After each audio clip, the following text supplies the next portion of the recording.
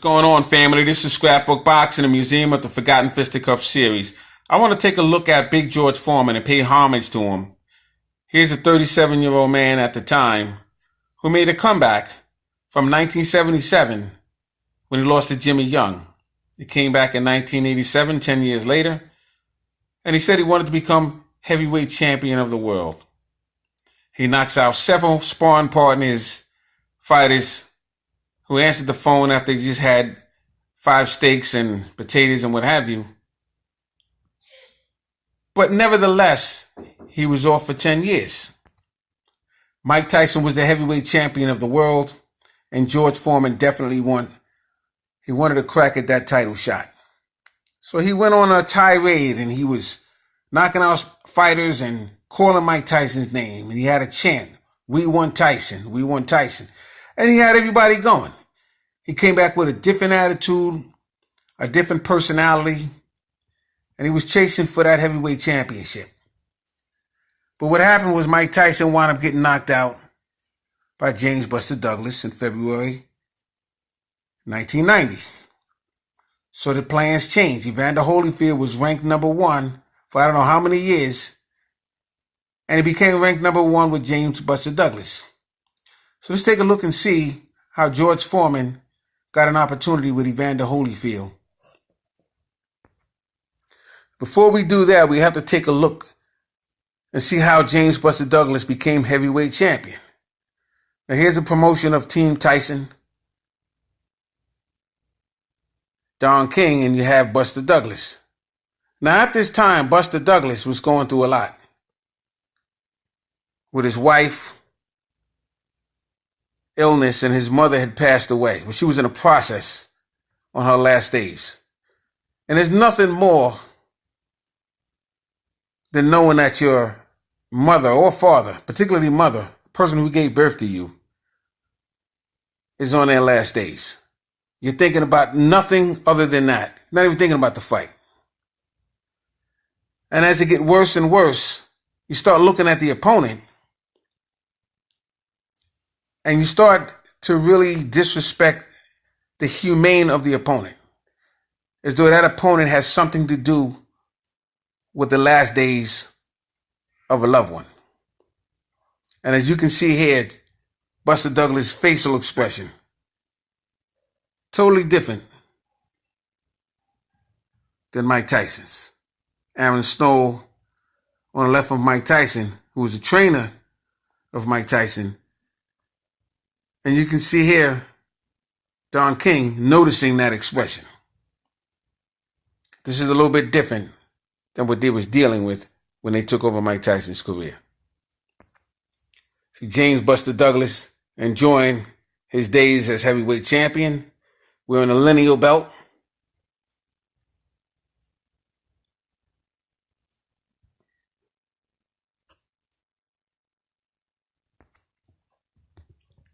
You can see here, Buster Douglas on the offensive, Mike Tyson on the defensive.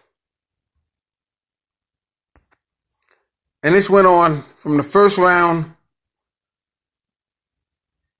basically to the end. Mike Tyson would try and spring off and get a shot off every here, now and again, basically to get Buster Douglas off of him, not really to take him out, because he was on his heels the entire fight.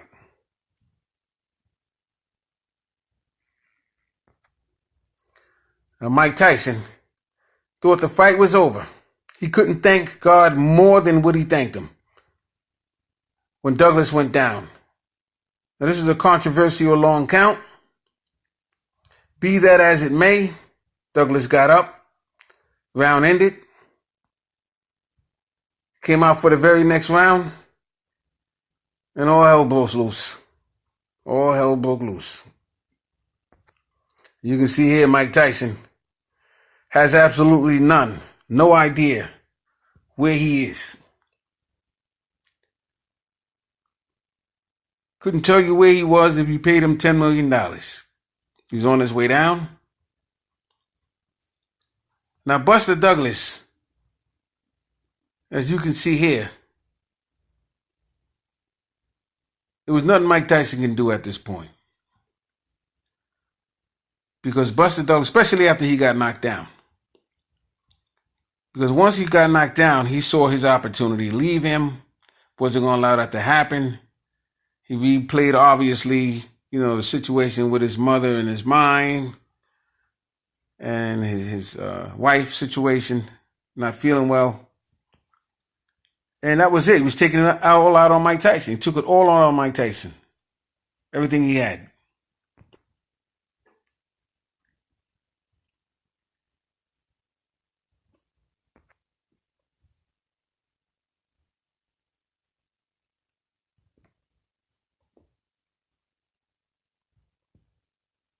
And Buster Douglas hit him with an uppercut, shifted to the right, came back, threw a straight right hand. Tyson never saw it coming. And these are the results. Buster Douglas, heavyweight champion of the world. Still amazing to believe till this day. You see Mike Tyson walking out of the ring like a defeated man. Buster Douglas enjoying his 10 minutes of fame. Because that's about all he would get. He would go into wrestling, WW, I don't know if it was F or E at the time, be a referee. And that was Mike Tyson's contract. And after that knockdown, that contract went out the window. And this is Mike Tyson after that fight. And this is Buster Douglas after the fight. So next in line was Evander Holyfield. He was ranked number 1 for I don't know how many years. But he couldn't be denied this opportunity. Just a few months later. And some people gave Buster Douglas an opportunity to beat Evander Holyfield. I was not one of those people because I knew the history of Buster Douglas. 1987, he had an opportunity to become champion of the IBF.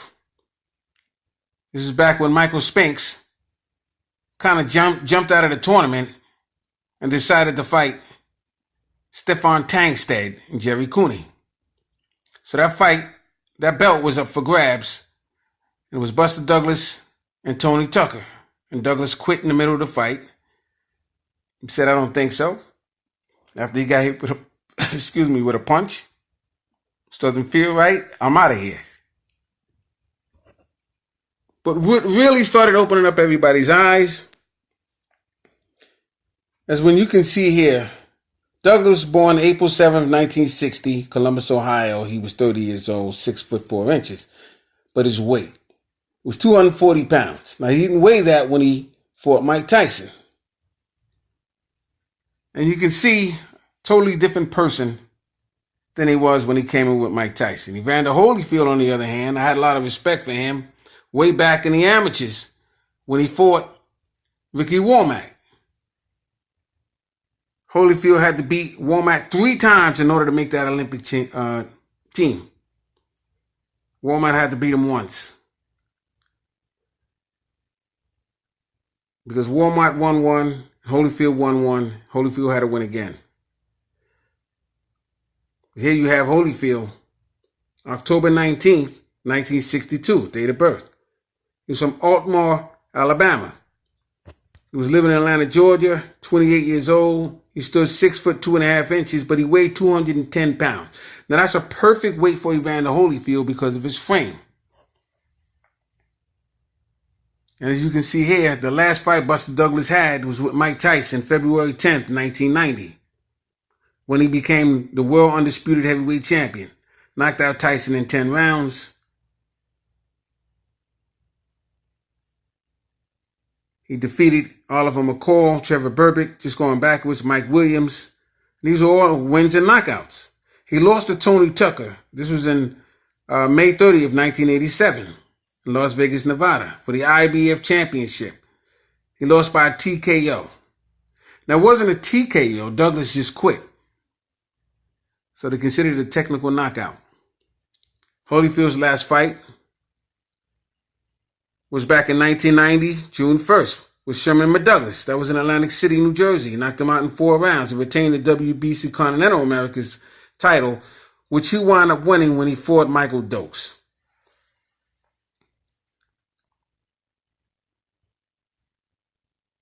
And here you see here, he won a WBC Continental America's Heavyweight Championship 1987, March 11th, with Michael Dokes in Las Vegas, Nevada. Knocked him out in 10 rounds. That was an awesome fight. An outstanding fight. As you can see, it was building this fight up. Douglas came out with a game, and it was all over the place. Newspapers, talk shows. He was a referee. I don't know if it was the WWF or the WWE at the time. But he was doing good for himself for a few months. Douglas must have visited every restaurant that he passed. Here you have Evander Holyfield. Never got the shine that he deserved. Never got the shine. Although he was the unification champion of the cruiserweight division.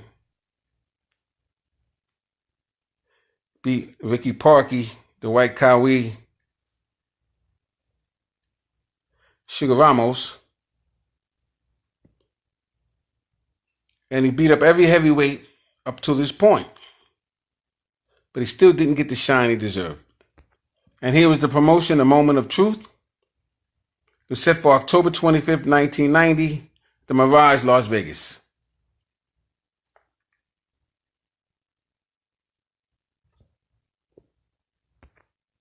Both men went on to explain why they felt they were going to win. But I always had faith that Evander Holyfield would pull it off. Because of Evander Holyfield, the fighter he was. And here you see shortest heavyweight reign in boxing history. Douglas had no chance at all. He threw an uppercut from the outside. That's a no-no. Easily get caught with a left hook. As you can see here, Tony Tucker, IBF, May 30th, 1987, August 1st, 1987, 2 months and 2 days. Ken Norton, WBC, March 29th, 1978, June 19th, 1978, 2 months and 11 days. James Bone Crusher Smith, WBA, December 12th, 1986, March 7th, 1987, 2 months and 26 days. Greg Page, WBA, December 1st, 1984, April 29th, 1985, 4 months and 29 days. John Tate, WBA, October 20th, 1979, March 31st, 1980, 5 months and 11 days. Terrible Tim Witherspoon, WBC, March 9th, 1984, August 31st, 1984, 5 months and 22 days. This is when Bone Crusher Smith knocked him out in Madison Square Garden, when Smith was the last-minute replacement for Greg Page, and he knocked out Terrible Tim Witherspoon in 1 round. Marvin Hart, world champion, July 3rd, 1905, February 23rd, 1906, 20 days and 7 months. Leon Spinks, WBA, February 15th, 1978, September 15th, 1978, 7 months. Trevor Berbick, WBC, March 22nd, 1986. November 22nd, 1986, 8 months. Mike Tyson took care of that. And here you have James Buster Douglas, world heavyweight champion, February 10th, 1990, October 25th, 1990, 8 months and 15 days. And so, there you have it. Date proclaimed champion, WBC. Evander Holyfield knocks out James Buster Douglas. Easy work. And this now sets up the fight with Big George Forman and Evander Holyfield. Now, the way Big George Forman got that fight, he had a $100 million club over Evander Holyfield's head, lawsuit. That if he didn't get that next fight, he was going to sue him for breach of contract.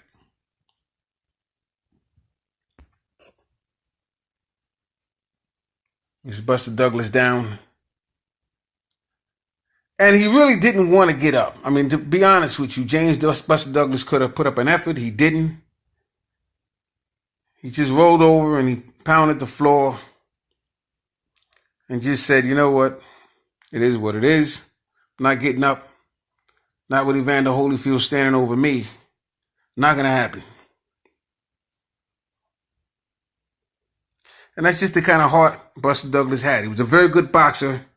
He didn't have the heart to become a heavyweight champion and sustain it. And that was the bottom line. It's the wrong business for him.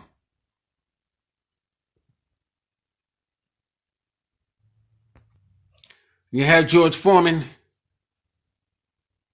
Everybody started taking him serious. When he knocked out Jerry Cooney, that's when everybody said, okay, George Foreman is nothing to play with. Here's a man that means business.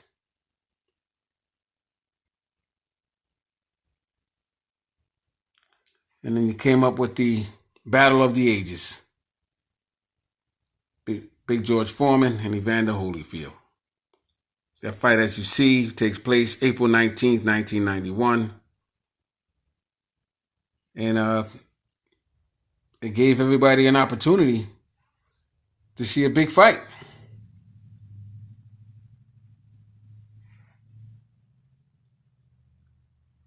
And Evander Holyfield showed a lot of heart, a lot of courage, a lot of determination, because Big George Foreman, he showed up that night. That's that old school heart from the 1970s. And he was really determined to win that fight. It wasn't just for publicity anymore, because they had came out with the George Foreman grill, and George Foreman was making a lot of antics about eating feet and everything else, whatever they put in front of him. Holyfield's on that menu. But that was a very, very good fight.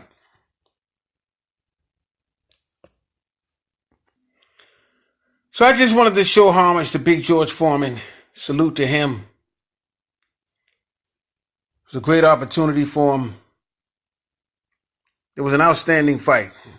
It was a very good fight. It showed the heart of George Foreman, showed the heart of Evander Holyfield. And that was a thrill for me that I'll never forget.